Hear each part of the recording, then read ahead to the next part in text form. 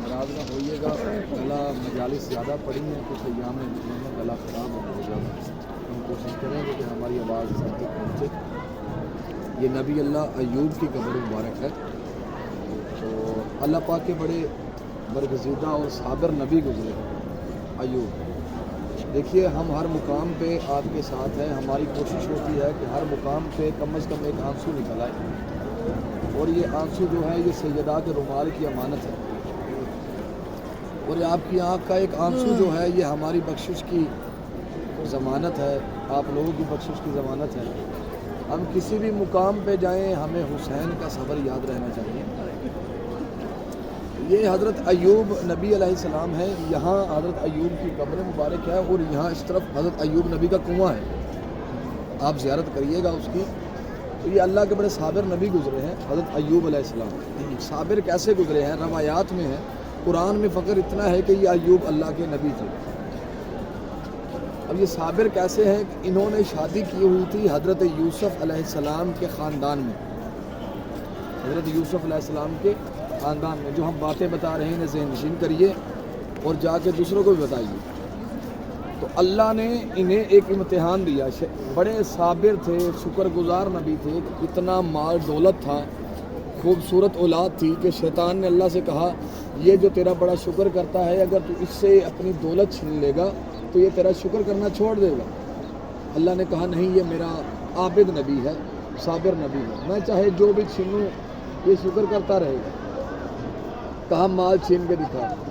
اللہ نے ایوب نبی کے پاس جتنا مال دولت تھا سب چھین لیا۔ ایوب نبی نے کہا میرے اللہ تیرا شکر، میں تیری رضا پہ راضی ہوں۔ تو شیطان کو اللہ نے کہا دیکھ میرا یہ عابد نبی ہے، صابر نبی ہے۔ کہا یہ تو مال دولت تو کسی سے بھی چھینے گا، کوئی بھی کہہ سکتا ہے، جس کے خوبصورت جو بیٹے ہیں اگر تو بیٹے چھینے گا تو یہ پھر برداشت نہیں کرے گا، تیرا شکر ادا نہیں کرے گا۔ اللہ نے کہا میں چھین کے بھی دکھاتا ہوں۔ اللہ نے جوان بیٹوں کو موت دے دی۔ ایوب نبی بیٹوں کے جنازے پہ کھڑے ہو کے ایسے آسمان کی طرف منہ کرے کہتا میرا اللہ تیرا شکر ہے، میں تیری رضا پہ راضی ہوں۔ شیطان نے کہا یہ تو کوئی بھی کر سکتا ہے، اگر تو اس نبی کے جسم میں ایسی بیماری دے کہ جہاں یہ نبی رہتا ہے وہ لوگ اسے گاؤں سے نکال دیں، پھر یہ صبر برداشت نہیں کرے گا اس کا۔ اللہ نے ایسی امتحان میں ایوب نبی کے جسم میں زخم لگائے کہ ان میں کیڑے پڑ گئے، کہ راستے پہ چلتا ہوا، روایات کے الفاظ ہیں، راستے پہ چلتا ہوا کیڑا اٹھا کے اپنے جسم پہ رکھ کے کہتے تھے آؤ تم میرے اللہ کی رضا ہو۔ شیطان سے پھر برداشت نہ ہوا، پورے شہر والوں کو ورگلایا، انہوں نے کہا ایوب تجھ سے بدبو آتی ہے، یہاں سے نکل جا۔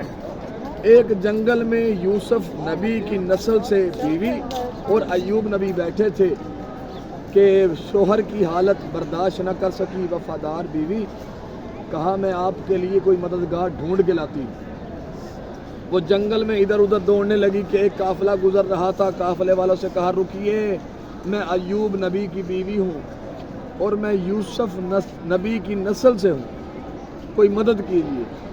انہوں نے کہا ہم کیسے مان لیں تو یوسف نبی کی نسل سے ہیں، ہم مدد کرتے ہیں لیکن ہماری ایک شرط ہے۔ کہا کیا؟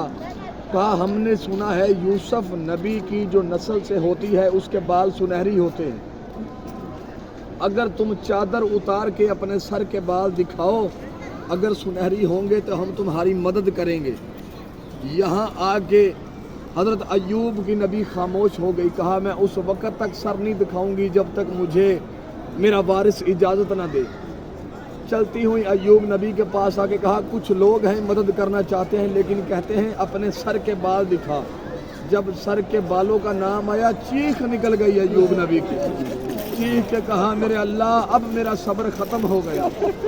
جب یہاں ایوب نبی کا صبر ختم ہو گیا تو کیا کہنے امام سجاد کے صبر کے، جو بازار شام میں ننگے سر اپنی پھوپھیوں کے ساتھ، بہنوں کے ساتھ، ہر چوک بازار میں اپنی بہنوں کے ساتھ، اور سجاد بھی رو رو کے کہتے تھے میرے اللہ کا سجاد پیدا نہ ہوا ہوتا، کاش سجاد اس بازار میں مر جاتا، کاش سجاد زینب کا کھلا ہوا سر نہ دیکھتا۔ رونے والی بات ہی یہی ہے، 28 رجب گزری ہے، حسین نے مدینہ چھوڑا ہے۔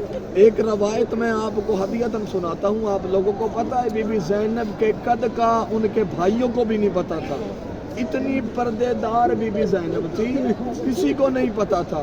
لیکن ہوا کیا تھا، آخری وقت میں جب بی بی زینب کو پتا چلا کہ میرا بھائی حسین مدینہ چھوڑنے لگا ہے، تو بی بی زینب نے آ کے جلدی سے اپنے گھر کے صحن میں بیٹھ گئی، کہا کچھ نہیں، روئے۔ اس وقت جب آ کے جناب جعفر کو پتا چلا نا کہ یہاں آ کے بیٹھ گئی صحن میں بی بی عالیہ، تو رو کے کہا جلدی سے اٹھیے، کیوں بیٹھ گئی، کیا چاہیے؟ تو کہا کچھ نہیں چاہیے، میرا بھائی حسین مدینہ چھوڑنے لگا ہے اور میں آپ کی اجازت کے بغیر کہیں جا نہیں سکتی، میں پردے دار بہت ہوں، اگر آج میں بھائی کے ساتھ نہ گئی تو وعدہ کرتی ہوں حسین مدینہ سے نکلے گا اور اس گھر سے زینب کا جنازہ نکلے گا۔ اور رونے والوں کا یورو، جیسے بی بی زینب نے یہ کہا نا تو جناب عبداللہ بڑا روئے، رو کے جناب عبداللہ نے کہا پورا بھرا ہوا گھر ہے، جو چاہیے اٹھا لو، جاؤ میری اجازت ہے، حسین کے ساتھ چلے جاؤ۔ آپ کو پتا ہے پورے بھرے گھر میں، اتنے امیر گھر میں سے زینب نے کیا اٹھایا؟ فقط ماں زہرا والی چادر اٹھائی۔